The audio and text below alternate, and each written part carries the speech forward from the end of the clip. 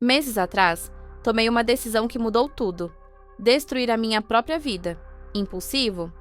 Sim. Irracional? Também. Se alguém me perguntasse o porquê, eu não saberia explicar direito. Apenas me sentia preso, cansado de tudo. Era uma segunda-feira. Estava no metrô, indo para o trabalho, como sempre. Mas quando chegou a minha estação, não me levantei. Continuei até o fim da linha. O trem parou em uma parte industrial da cidade que eu nunca tinha visto. Desci, respirei o ar frio da manhã e olhei o celular. 8h10. Logo depois, uma mensagem do meu chefe. Onde você está? Normalmente eu entraria em pânico. Naquele instante, apenas senti um estranho distanciamento. Algo dentro de mim havia se quebrado. Trabalho, estudo, esforço para uma carreira que eu não suportava. A promessa de um futuro melhor parecia cada vez mais distante. Eu já não acreditava mais nisso. Saí da estação. As ruas estavam quase vazias. Escolhi uma direção qualquer e encontrei um bar. Alguns copos depois, comecei a sorrir. Não apenas pela bebida, mas porque parecia que eu tinha recuperado um pouco de controle. Mais tarde, comprei um mapa de papel em uma loja barata. Preguei na parede, fechei os olhos e lancei um dardo. Primeiro caiu no meio do oceano. Na segunda tentativa, Malásia. Nunca tinha ido lá. Reservei um voo imediato. Alguns dias depois, estava em outro país. Sem roteiro, sem plano. Apenas me deixando levar. Bares, comidas estranhas, rostos novos. Aos poucos, meu mundo parecia se abrir. Quando voltei, joguei outro dardo. Depois outro. São Paulo. Montreal. Um dia, cheguei em casa e descobri que tinha sido despejado. Não me surpreendi. Não importava. Peguei minhas economias, que seriam usadas em um futuro estável, e decidi gastar com passagens. Minha família me ligava, preocupada. Eu os evitava, mas acabei atendendo. Expliquei tudo, e de repente, a preocupação deles se transformou em raiva. Você vai se arrepender. Está arruinando sua vida. Volte agora e talvez possamos consertar as coisas. Desliguei na hora. Trabalhei em alguns bicos temporários, mas logo deixei de me importar. O medo do amanhã desapareceu. Pela primeira vez, eu era livre.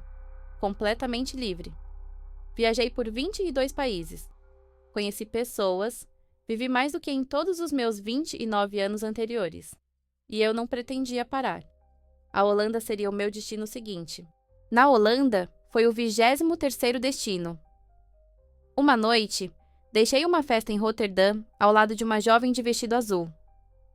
Minha mente estava turva, embriagada por uma mistura de substâncias.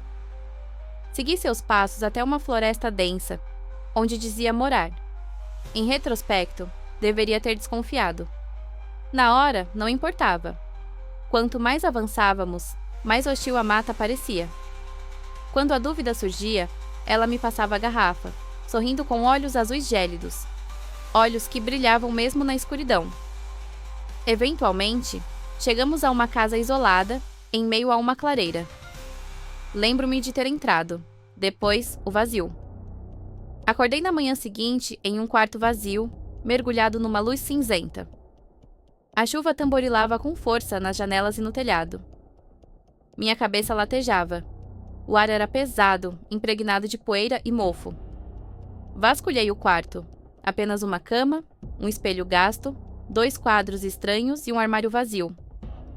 No banheiro, vomitei até sentir o corpo fraco. Lavei o rosto e bebi direto da torneira. Meus pertences estavam no chão ao lado da cama. Dinheiro intacto, celular com 25% de bateria. Saí do quarto. O corredor estava vazio. O silêncio era absoluto. Chamei por alguém.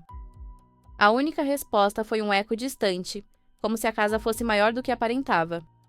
Desci para o andar inferior. Ninguém.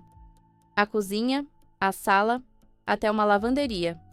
Tudo deserto. Apenas uma porta de madeira trancada, talvez para o porão. O som da chuva intensificava-se, ensurdecedor, como se quisesse sufocar qualquer pensamento. Verifiquei o aplicativo de clima.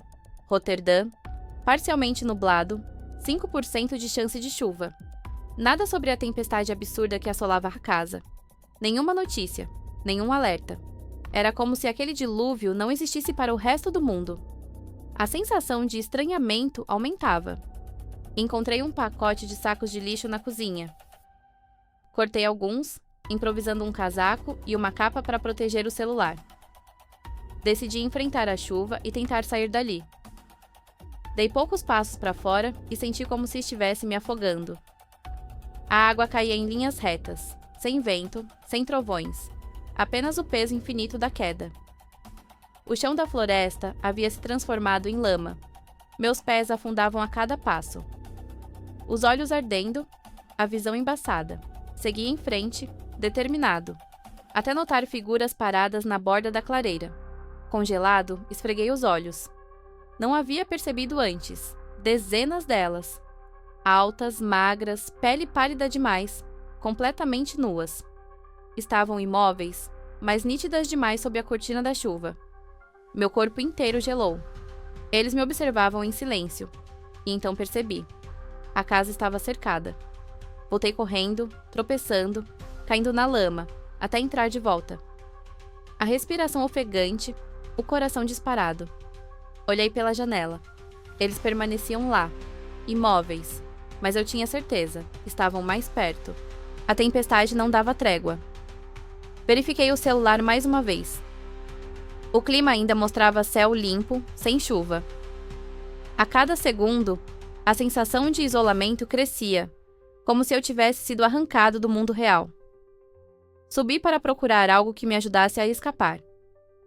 Revirei armários, gavetas, closets, nada. Exceto por uma caixa de ração militar, datada de 1968. Comida velha, mas ainda minimamente comestível. Apenas biscoitos duros, doces empedrados e café instantâneo. Era como se a casa fosse um abrigo congelado no tempo. A cada retorno à janela, os seres pálidos pareciam estar mais próximos. Não se moviam diante dos meus olhos, mas a distância diminuía. Passos de formiga, lentos, inexoráveis. Era sufocante. Na televisão, só um canal funcionava. Filmagem caseira de um sótão iluminado por uma vela. Alguém estava sentado no chão, de costas, pele magra colada aos ossos. De repente, começou a bater com os punhos no assoalho. E quase no mesmo instante, ouvi pancadas vindas de cima, dentro da própria casa. Desliguei a TV na hora. Silêncio absoluto. Até que começou o arranhar. Um som agudo, ritmado, vindo de trás da porta de madeira trancada. O porão. Peguei uma faca na cozinha. A água começava a vazar por baixo da porta, suja, fétida, com cheiro de sangue podre. Voltei para a sala, tentando manter a calma. Foi então que senti. Alguém me observava. Aproximei-me da janela e, na escuridão, vi o contorno de um rosto pressionado contra o vidro. Quando acendi a luz, não havia nada, mas a lâmpada queimou logo em seguida. O breu engoliu tudo. Nem mesmo o luar atravessava a tempestade. Meus olhos demoraram a se adaptar, mas distingui silhuetas imóveis, coladas às janelas, como sombras esperando a hora certa. Subi as escadas tateando na escuridão. Foi então que quase tropecei em algo. Uma figura estava sentada nos degraus, a pele fria, encharcada. De repente começou a chorar. Choro baixo, que virou soluço, que virou grito. Um grito desumano. Corri até um quarto, trancando a porta atrás de mim. A coisa batia contra a madeira, cada impacto mais forte, mais desesperado. Os gritos eram lancinantes, quase explodindo minha cabeça. Madeira estalava, pregos cediam. Corri até o banheiro e me tranquei lá dentro. A porta do quarto finalmente se despedaçou. No corredor, algo arrastava o próprio corpo, pesadamente, em círculos, como um cadáver sem rumo. Ouvia cada centímetro sendo arrastado sobre o carpete. Prendi a respiração. Então veio a batida na porta. Polícia, abra. A voz soava artificial, metálica. Abra, ou eu vou entrar e arrancar suas entranhas. Depois de ameaças grotescas, a voz mudou. Era a do meu pai. Olha o que você fez. Arruinou tudo. Você podia ter tido uma vida boa. E agora? O pavor queimava, mas se transformou em fúria. Bati a testa contra a porta e gritei. O que você quer de mim? Qual é o propósito disso? Faça logo ou desapareça. Silêncio. Mas eu ouvia a respiração pesada, colada à madeira. Eles não tinham ido embora. O silêncio após meu grito era quase ensurdecedor. As batidas cessaram, mas as respirações permaneciam do outro lado. Eu tremia, o corpo inteiro em alerta. As vozes começaram a surgir de outros lugares, do ralo da pia, do vaso, do chuveiro. Sussurros se transformando em ameaças, água respingando sozinha, o cheiro de queimado dominando o ar. Meu medo já não era medo, era raiva, confusão, cansaço. Se quisessem me pegar, que viessem logo. Mas ninguém veio. Não sei quando adormeci. Acordei com luz entrando pela janela do banheiro. Luz real, dourada. Levantei, dolorido, os punhos feridos, pedaços de vidro grudados na pele, espelhos e portas quebradas, paredes perfuradas. Eu mesmo havia destruído tudo sem lembrar.